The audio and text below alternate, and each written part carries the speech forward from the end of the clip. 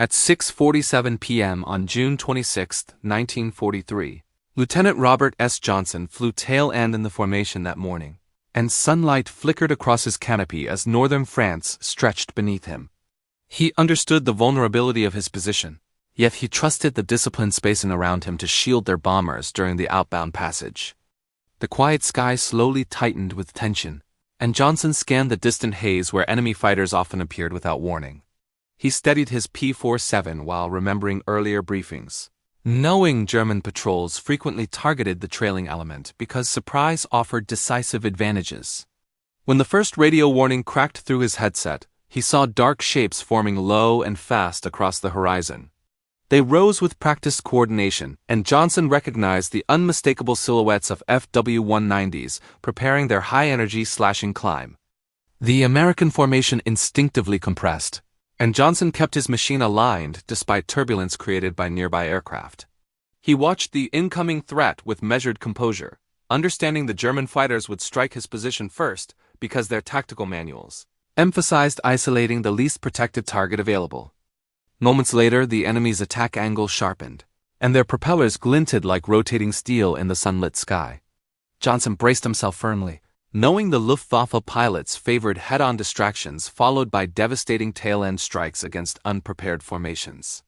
The P-47's controls felt steady under his hands, and Johnson maintained throttle discipline despite adrenaline rising sharply. He glanced over his shoulder repeatedly, trying to anticipate the precise moment when the German fighters would begin their lethal coordinated charge. As the 190s pressed closer, their dispersed formation tightened into a lethal spear designed to shatter cohesion. Johnson heard squadron calls increasing in urgency, and he maneuvered subtly to maintain spacing while preparing for unavoidable contact with attacking aircraft. The Germans released their first bursts from long range, and tracer lines floated upward like burning threads through the blue sky. Johnson recognized the tactic immediately, understanding those initial shots forced American pilots to jink prematurely before the real strike arrived. The second wave closed the distance rapidly, and Johnson felt the formation buckle slightly as everyone adjusted. He steadied his breathing deliberately, knowing composure mattered more than instinctive reaction when disciplined attackers sought to overwhelm a vulnerable trailing fighter. When the last seconds collapsed into chaos, Johnson held formation until impact felt inevitable. The P-47 vibrated under approaching energy, and he understood the Luftwaffe's timing perfectly, realizing they intended to split his element before sweeping into the larger group. The first explosion slammed through Johnson's airframe with terrifying force, and shrapnel scattered across his cockpit as half Pint shuddered violently. He gripped the control column tightly, knowing 21 incoming shells could detonate fuel lines instantly. Yet the P-47's rugged construction absorbed punishment with improbable resilience. A second burst struck beneath the engine cowling, and the aircraft lurched downward as smoke rolled across his canopy in thick streams. Johnson steadied his breathing carefully, understanding the shells were designed for catastrophic destruction, yet the radial engine continued turning with stubborn mechanical determination. Fragments tore through the wing root during the next impact, and metal curled outward as hydraulic fluid sprayed across essential instruments. Johnson forced himself to remain calm, realizing panic would guarantee disaster. Yet the P-47's dense internal framework still resisted structural collapse despite crippling damage. Another shell detonated near the cockpit floor, and the blast threw vibrations through his legs while shattered rivets scattered upward inside the cabin. He felt pain rising behind his eyes, knowing structural breaches often caused fatal fires, yet no flames appeared because self-sealing fuel tanks performed flawlessly.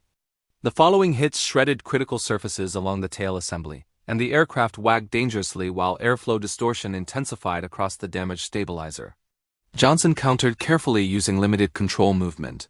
Understanding loss of the tail meant instant death, yet the Thunderbolt maintained marginal authority under brutal strain. A violent blast struck the right wing section, and debris streaked backward while the P-47 lost aerodynamic smoothness across its upper panels. Johnson felt airflow buffet the fuselage heavily, knowing weakened wings frequently folded under pressure, yet the reinforced spar system preserved essential lift. Shells hammered the fuselage again with rapid impacts, and the cockpit darkened briefly as oil splattered across the already failing canopy.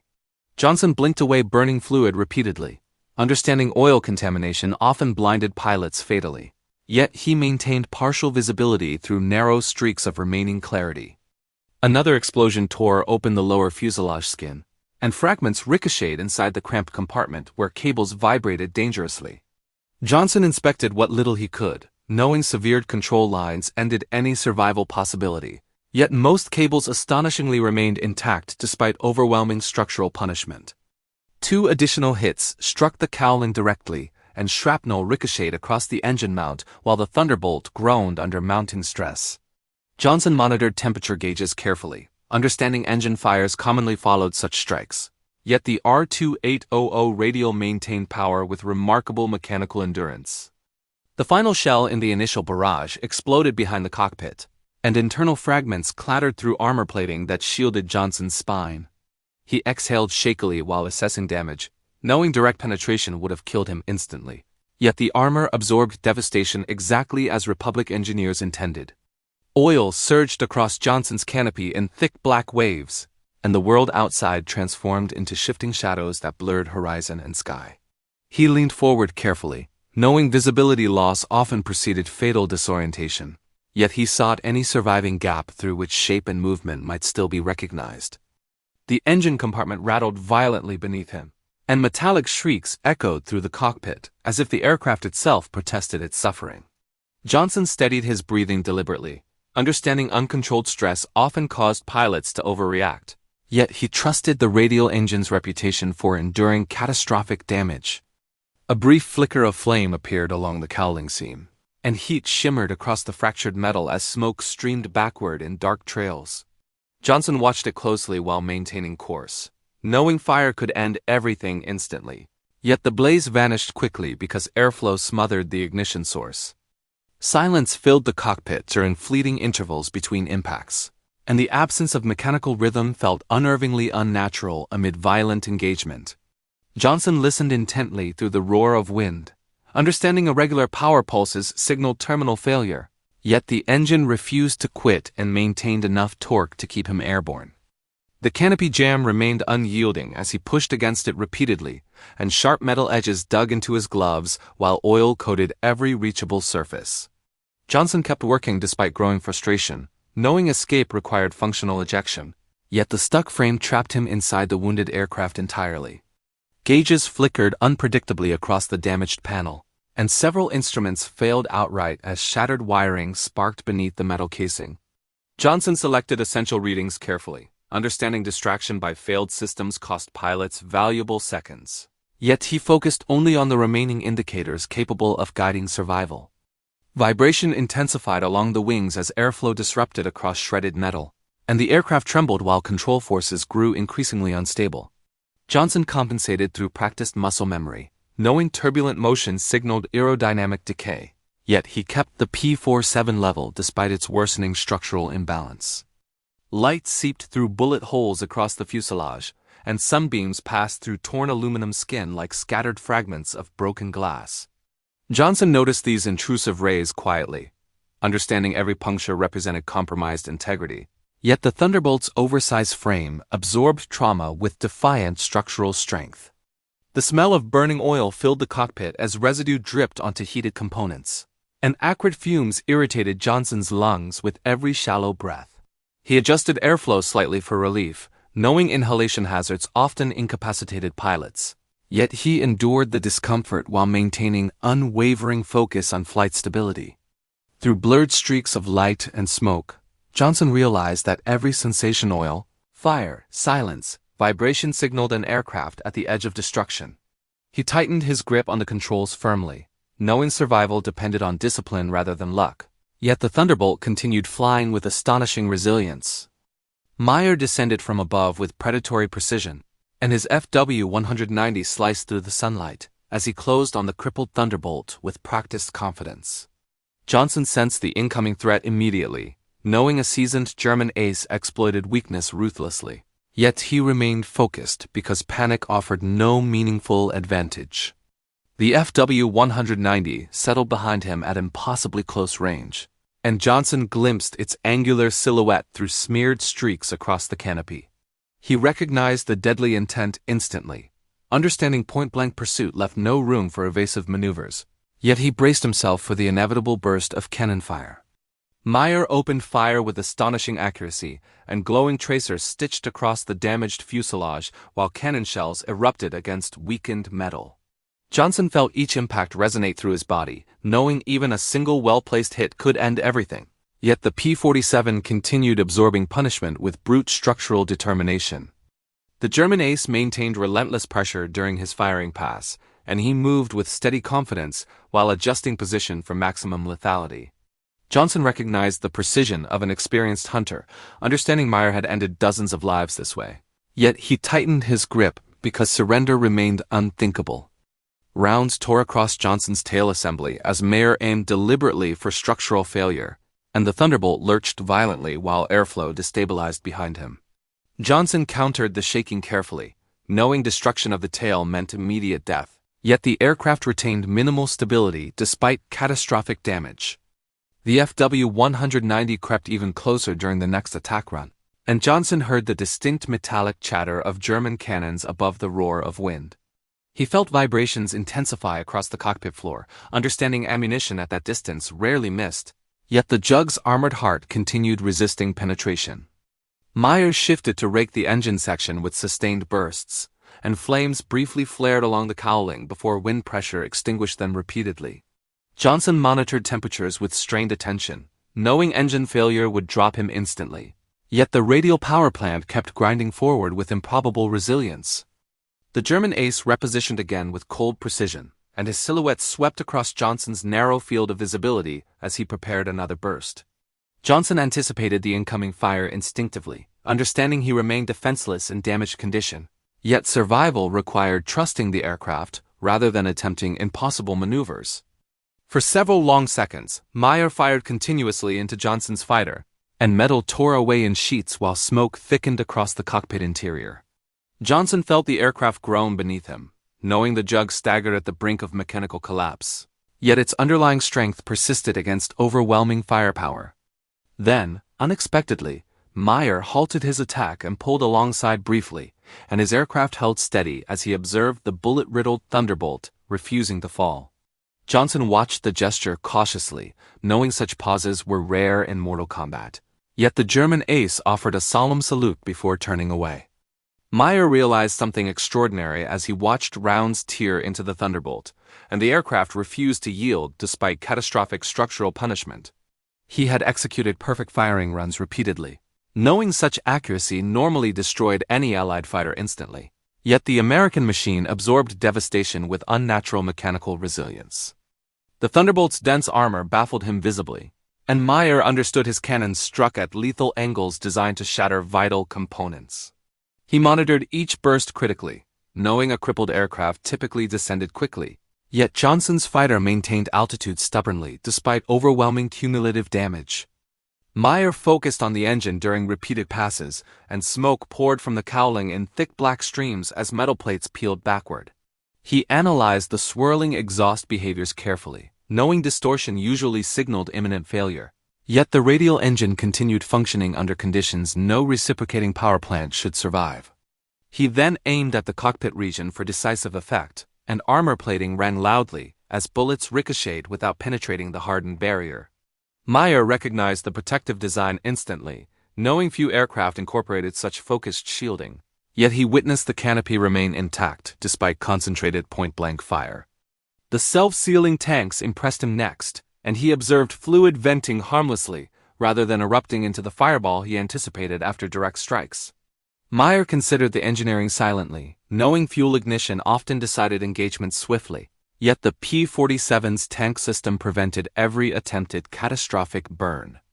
He tested the wings with sustained fire afterward, and shrapnel spiraled outward while control surfaces frayed dangerously across the trailing edge.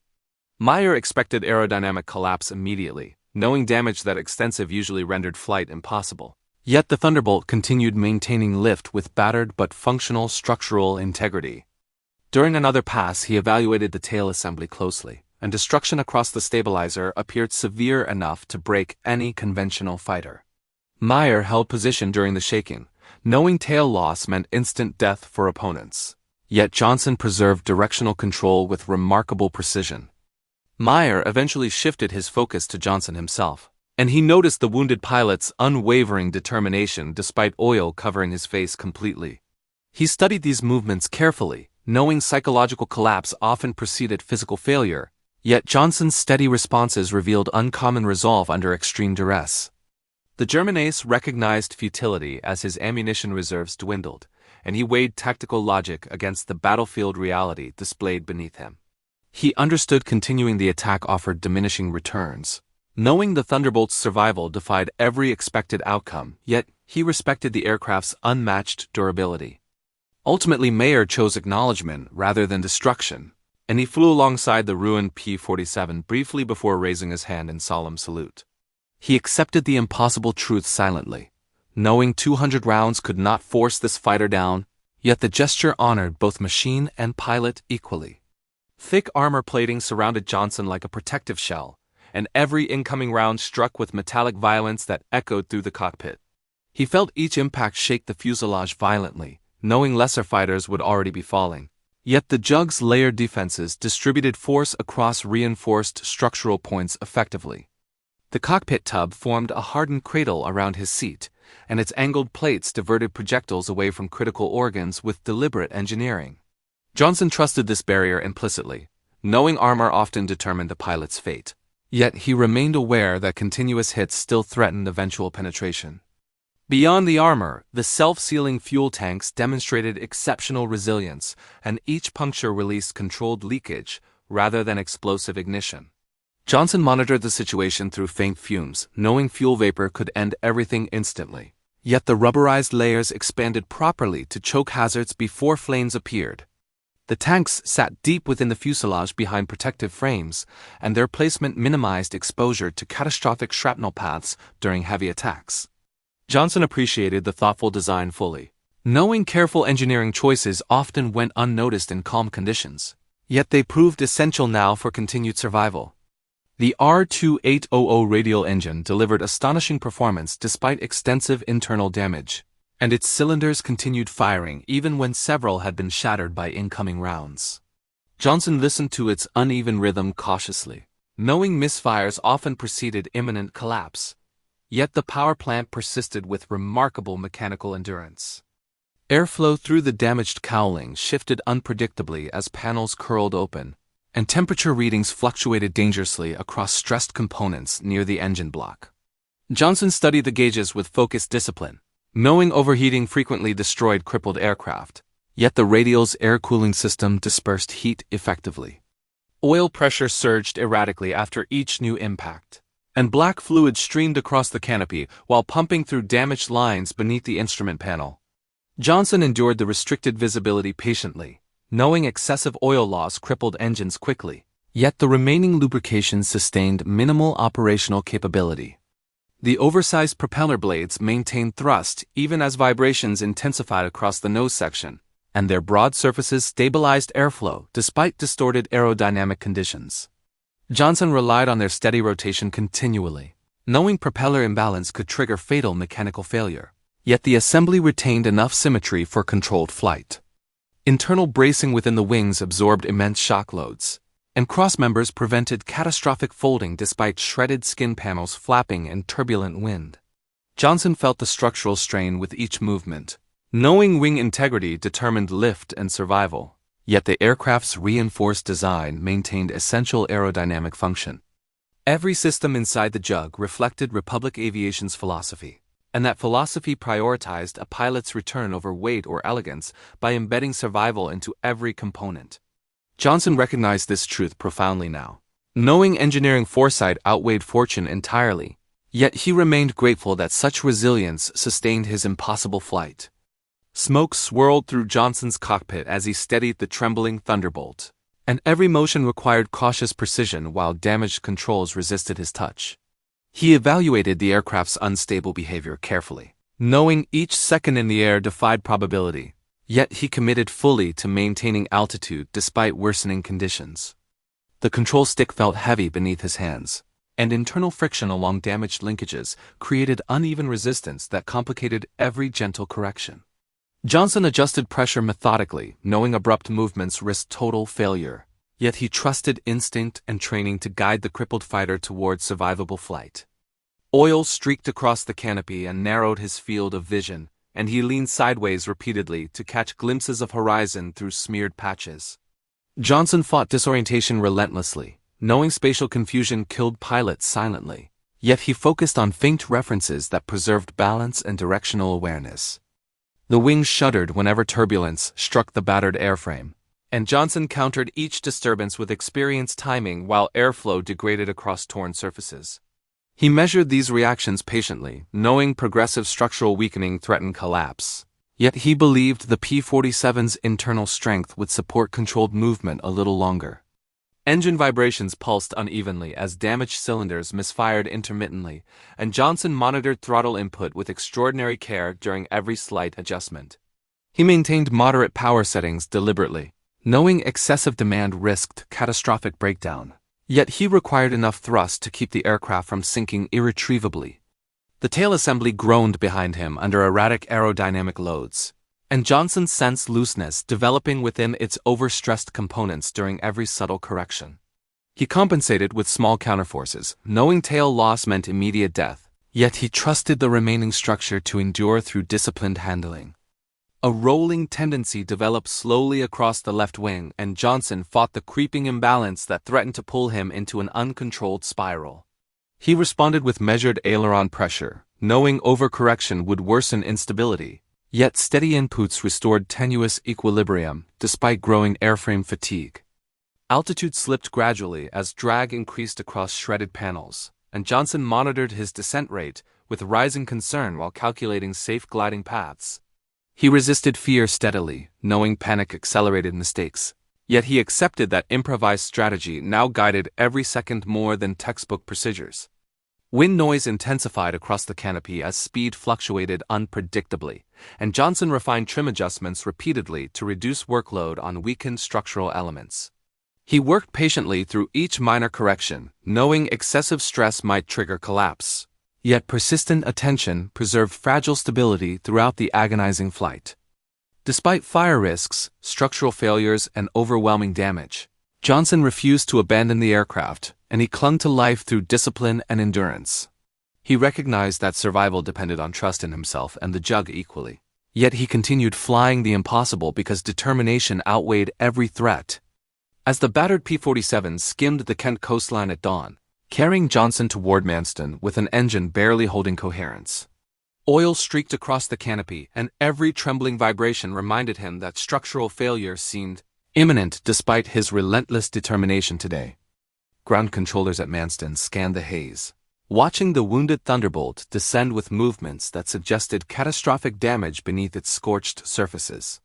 They understood the pilot fought diminishing control authority, and each unpredictable oscillation emphasized the precarious balance sustaining the aircraft's final approach today.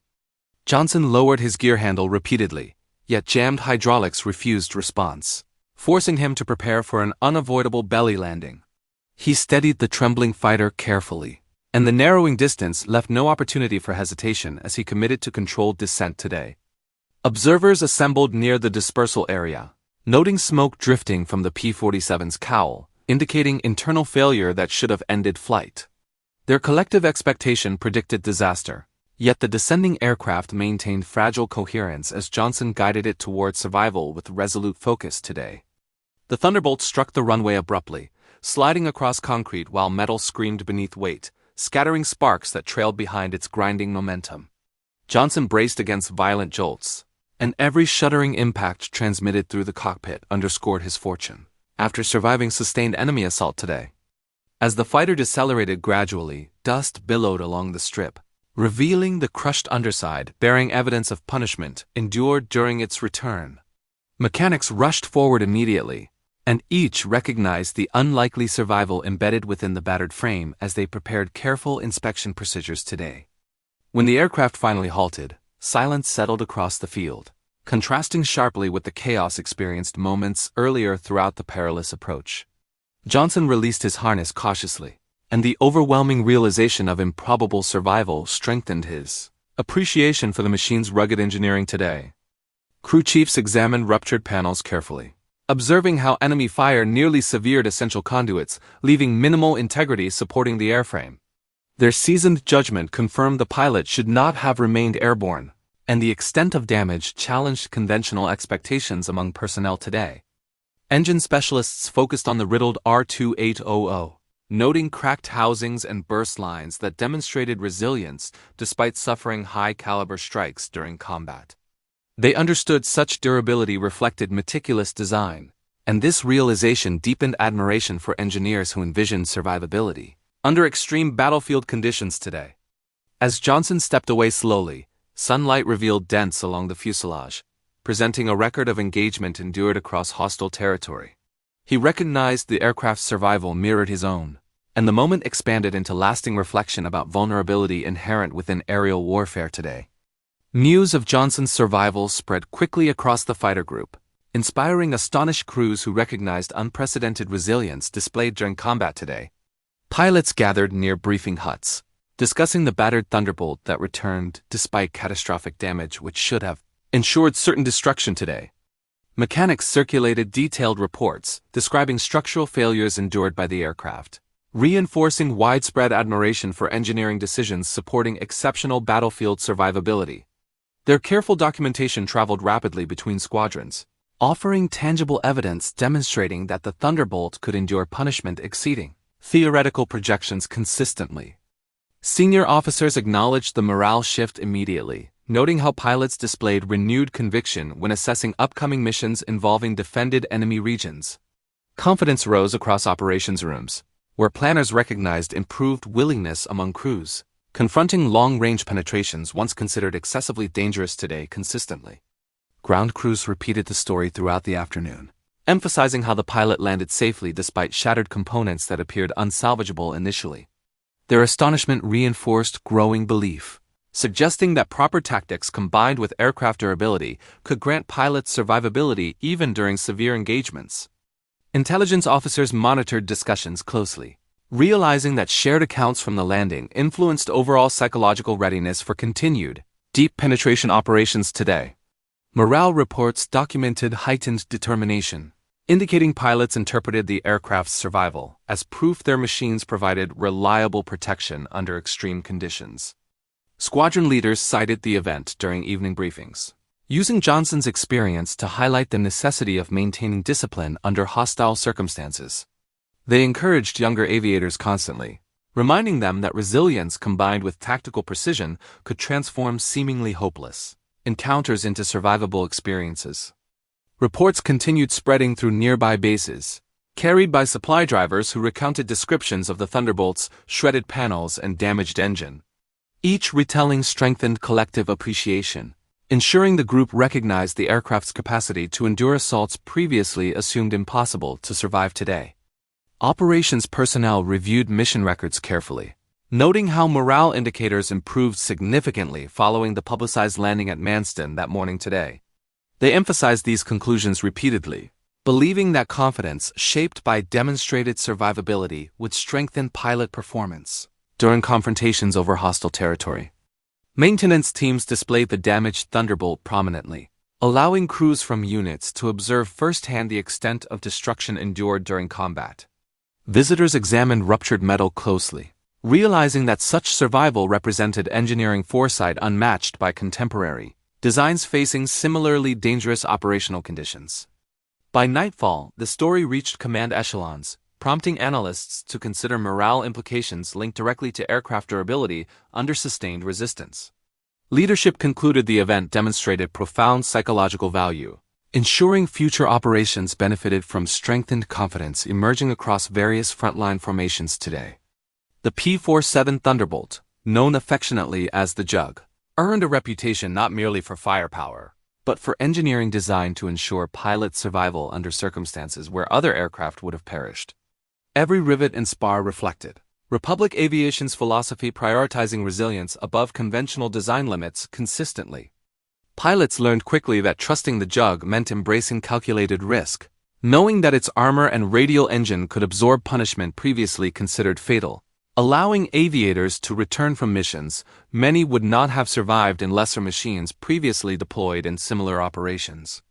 Engineers celebrated the success stories of aircraft like Johnson's Pint, recognizing how practical field experiences validated theoretical design principles meant to safeguard both crew and plane during the unpredictability of aerial combat across hostile skies consistently. The Thunderbolt's endurance influenced squadron tactics, as flight leaders increasingly relied on its ability to withstand heavy fire while maintaining offensive potential. Pilots pushed deeper into enemy territory, confident that the aircraft could absorb hits while still delivering ordnance accurately over contested airspace effectively. Documentation of extreme survivability cases circulated widely, shaping morale and training programs by demonstrating that structural integrity, self-sealing fuel tanks, and radial engine reliability combined to create an aircraft capable of defying expectations repeatedly under stress, beyond ordinary engagement scenarios. Combat instructors emphasized lessons from Johnson's encounter, illustrating how disciplined handling of a heavily damaged plane could preserve life while completing critical mission objectives, turning anecdotal heroism into standardized practices for maximizing survivability during hostile air operations consistently. Public perception of the Thunderbolt transformed, evolving from a cumbersome, heavy fighter to a symbol of endurance and invincibility. Stories like Johnson's spread among Allied air forces, cementing the aircraft's legacy as an instrument where design ingenuity directly saved lives during wartime. The JUG's battlefield reputation encouraged continuous development of armored, pilot-centric aircraft in subsequent decades, influencing engineering philosophies that prioritize survival, redundancy, and resilience, echoing lessons learned from engagements where extreme punishment failed to ground an aircraft designed to protect its occupant consistently. Veterans recounted the Thunderbolt's capabilities long after the war, emphasizing its unique combination of firepower, speed, and rugged survivability. Their narratives preserve collective memory, inspiring new generations of pilots and engineers to appreciate the critical balance between combat effectiveness and human safety in aircraft design continually. Ultimately, the P-47's legend rests not only on victories achieved or missions completed, but on its unwavering capacity to bring pilots home against incredible odds, leaving a lasting influence on air combat doctrine and engineering practices, ensuring the JUG's story remained a cornerstone of wartime legacy consistently.